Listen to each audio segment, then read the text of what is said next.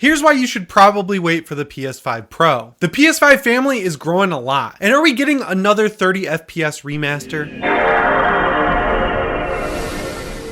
How's it going, everyone? Welcome to PSReady. This is the midweek update here on the channel. I am still addicted to the Texas Chainsaw Massacre game. I reviewed it in the Tuesday video if you want to check that out, but man, Gun Media absolutely knocked it out of the park. So the first thing I wanted to talk about today is none other than the PS5 Pro, because whether people like it or not, this thing is coming by the end of next year. I've seen more than enough leaks from people like Tom Henderson, who were completely correct about stuff like the PS5 Slim, to let us know that it's coming. And now we have specs leaking from this thing. We talked about it a couple weeks ago where Sony allegedly was trying to get it to run 8K games. I am extremely skeptical of that, mainly because 8K is so expensive and it's very hard to run games at a native 4K right now. When you see stuff like Remnant 2 running at 720p internally and then upscaling to higher resolutions, and the same thing happening with Jedi Survivor, you can kind of understand why 8K kind of seems like a pipe dream or something that'll happen with the PS6 or PS6 Pro maybe. I'm not going to go out and buy an 8K TV when all I have to watch are 4K Blu-rays. So that's why these new leaks make a lot more sense and honestly get me a little bit excited.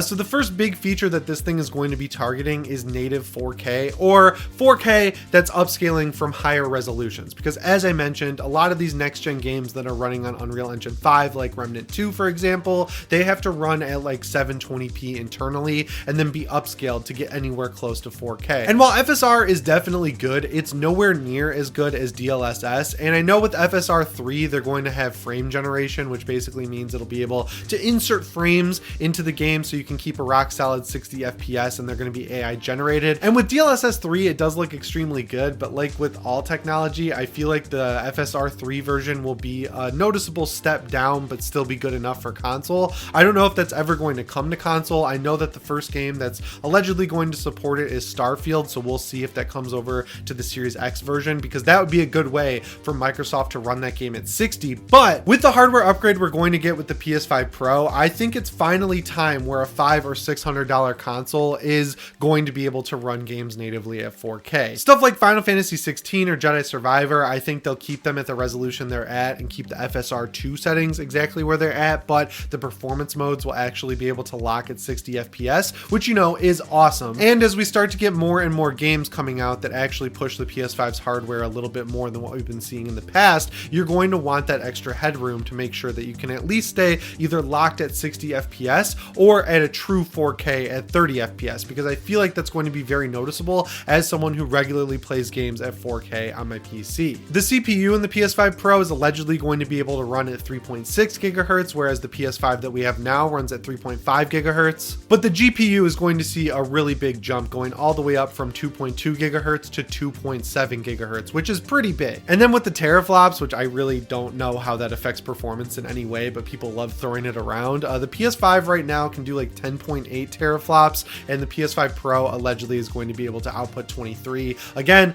I don't really know if or how that affects performance, but people love to throw those numbers around. So overall, that does sound like a pretty worthy upgrade to the console that's going to help with running games at higher resolution and better frame rates, but it's not going to be like a console generational leap like we'll probably see with the PS6. I've been seeing a lot of people talking about on Twitter lately how the PS5 is really starting to feel just like a PS4 Pro, like it's not really a huge graphical leap. But I personally don't think we're ever going to see a graphical leap like the ones we saw back in the day, just because we've kind of hit the point where we're only doing minor upgrades with every console. Like back in the day when you would go from the PS1 to the PS2, I mean, I don't need to tell you that going from CDs to DVDs was a huge jump, and being able to play in fully 3D worlds that are actually like 3D and not the weird parallax effect that you would get on the PS1, that was a huge jump. And then going from 480p blocky texture stuff that we would get in the PS2 all the way up to 720p or 1080p with the PS3, that was a massive jump as well. But then going to the PS4, it was more the textures, the effects,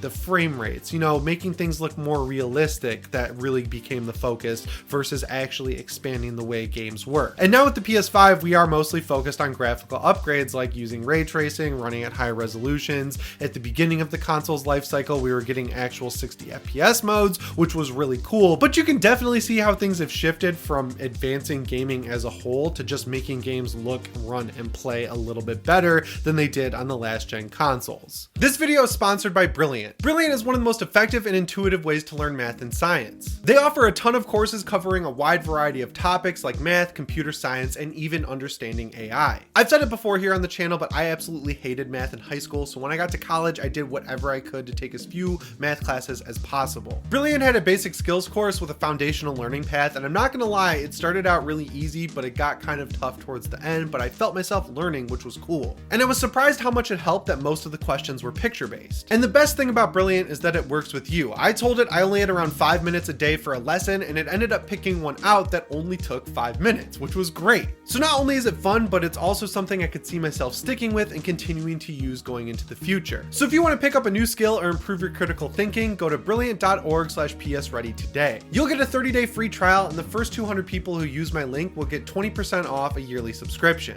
Huge shout out once again to Brilliant for sponsoring this video.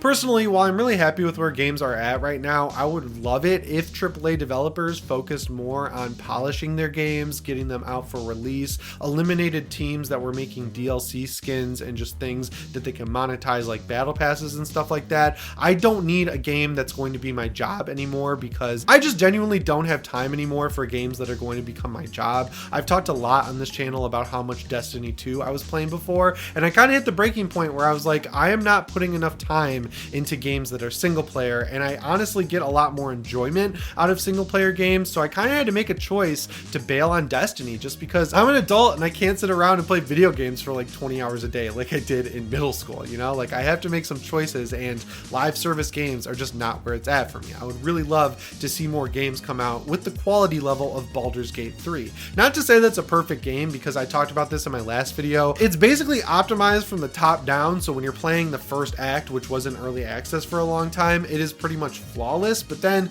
as you get into Act 2 and Act 3, like when you actually get to the city Baldur's Gate, it starts really breaking down because the city is so CPU intensive. There's quests that break, there's character interactions that don't work. So it's not totally perfect, but comparing that game to something like Diablo 4, which yes, Diablo ran pretty well when it came out, but you can tell the real focus was on making you play that game every day, spend money in the cash shop, wait for the battle pass, which is super unrewarding. I'd take a game like Baldur's Gate that might be a little bit buggy any day of the week over something like Diablo 4, which I'm a massive Diablo fan. I've put so many hours into Diablo 3 over the years, whether you're talking PC, PS3, even PS4 and Nintendo Switch, but there's just something missing with Diablo 4 where it doesn't feel like they were trying to make a fun game. It feels like they were trying to make a store with a game attached to it, if that makes any sense. So yeah, when it comes to the PS5 Pro, I wouldn't expect a generational leap or anything like that. I would just expect a calibration that lets you play the next gen games that are definitely going to be running at 30 FPS on your PS5 at 60 FPS, or at the very least a true 4K resolution.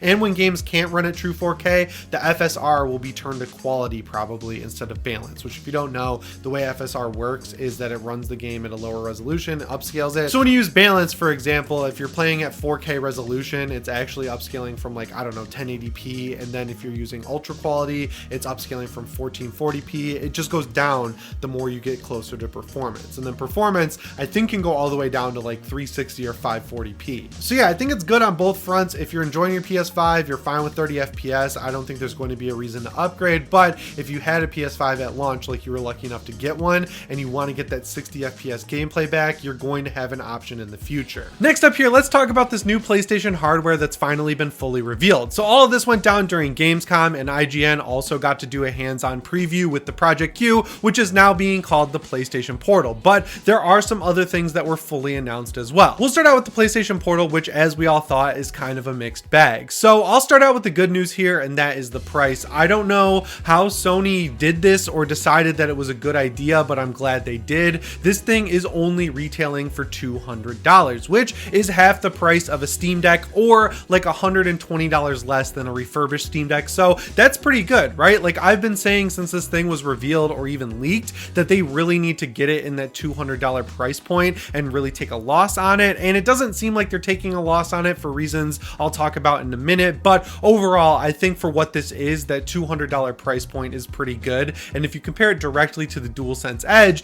it kind of seems like a fair trade-off, right? Like you could say, oh, I don't really want a pro controller, but I would love the ability to play my games remotely from my PlayStation 5. So I'll put the $200 I was going to put towards the DualSense Edge towards that. All right, so now let's get into the technical specs. And this is where I'm kind of mixed to bad on it, I would say. So this is exactly what we kind of thought it would be, but a little bit worse. I was kind of having my fingers crossed that this thing would be running Android and have its own operating system. So at the very least, you could use it as an emulation device or something like that. Just get a little bit more value out of the price tag. But Sony revealed today that the only way you can use this thing at all is by connecting to the same Wi-Fi network that your PlayStation 5 is already connected to. And even though they have games streaming in beta from the internet, once again, the only way this thing is going to be able to play games is if your PlayStation 5 is on in your living room or wherever you have it set up, and this thing is on the same Wi-Fi network. The benefit there is that's going to give you the best chance of getting latency-free streaming, but I would personally wait to see more impressions of this, like when it actually gets into people's hands and they're using it in their house, because IGN did say in their preview that there was pretty much no latency at all that was noticeable in really any way, but they were at Sony's headquarters in like the perfect environment for this thing.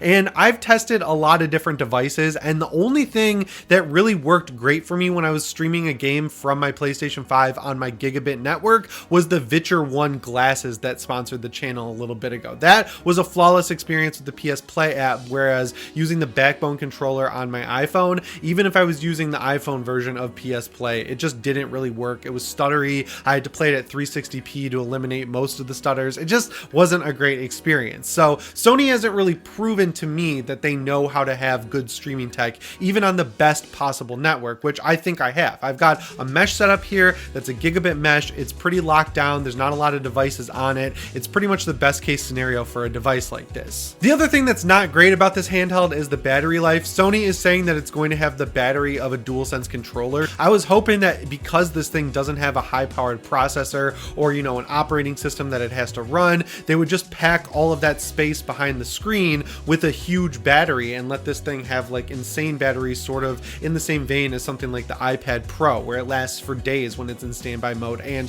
when you take it out of standby mode, it'll still be at like 98%. But, you know, having the battery life of a DualSense, that is just not great for a device like this, and it basically tells you that you're going to have to keep it plugged in at all times. And finally, this thing doesn't have Bluetooth support, so you can't use it with any existing Bluetooth headphones like, I don't know, the Beats Studio Buds or the AirPods Pro or anything like that, really. You have to use headphones that have a PlayStation Link, which of course Sony conveniently has 2 pairs of headphones coming out. So theoretically, I really should be excited for this thing, but just the whole idea of it being a remote play device that costs another $200 and has terrible battery life and then only has Bluetooth support, like the list of concessions they had to make to meet that price point is so big that I just don't know who this is really for. One of the examples the IGN video gave that makes sense to me is that it's for like parents who don't want to play God of War Ragnarok on an 85-inch TV, or like the Callisto Protocol or Dead Space. And like, yeah, I get that, but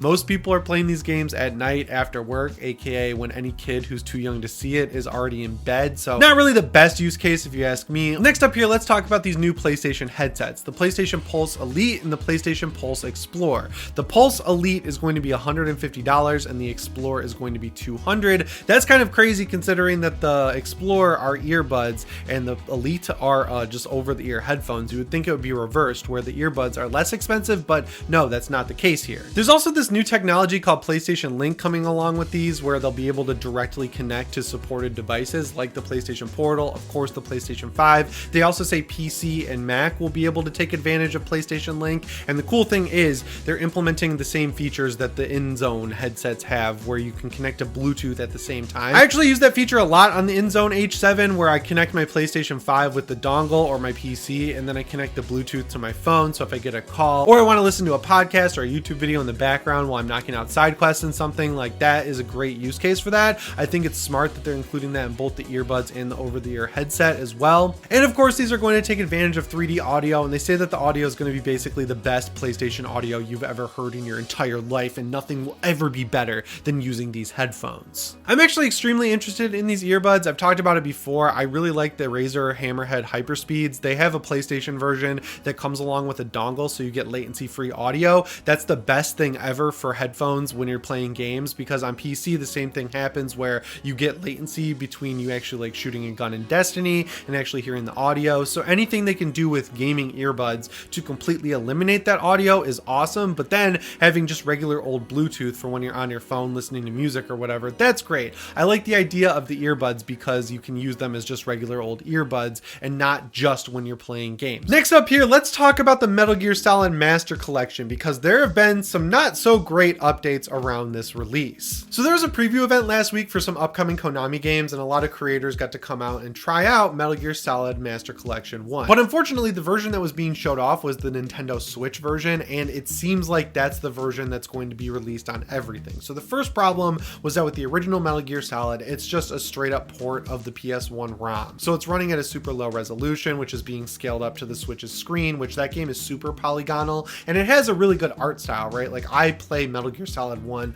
pretty much every year and I enjoy it, but it's not like they're doing anything to the collection to make it more presentable, which, to be fair, Nintendo, when they released the Mario All-Star Collection, did the same thing. And when they released the N64 games into Nintendo Switch Online, the same thing happened. Like, they were all messed up because it was basically just running the ROMs. But still, when you're releasing a collection that I'm sure is going to be at least $30, I'd like to see a little bit more effort put in to one of the greatest games of all time. And then unfortunately with Metal Gear Solid 2 and 3, it's just the HD collection versions that came out on Xbox 360 and PS3 and Vita back in the day. So when you're playing them and you start these games up individually, it takes you to the same menu where it says Metal Gear Solid 2 HD Edition or Metal Gear Solid 3 HD Edition. There's literally been no work put in to make these games look or run better than they did back in the day. And unfortunately, that means they're going to run at 720p 30 FPS. I mean, it's Konami, so I wasn't expecting anything truly great out of this, but running those games at that low of a resolution at that frame rate, it doesn't make a whole lot of sense to me personally,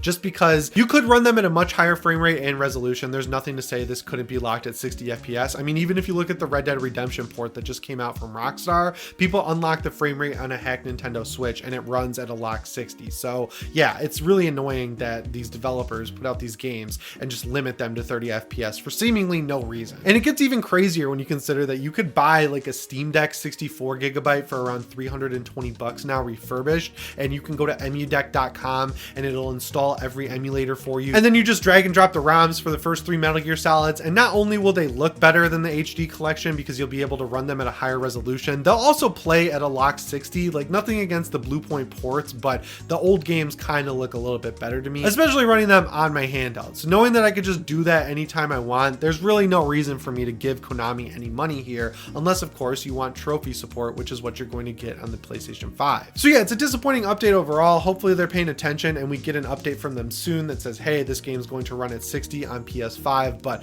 I'm not holding my breath because, you know, it's Konami.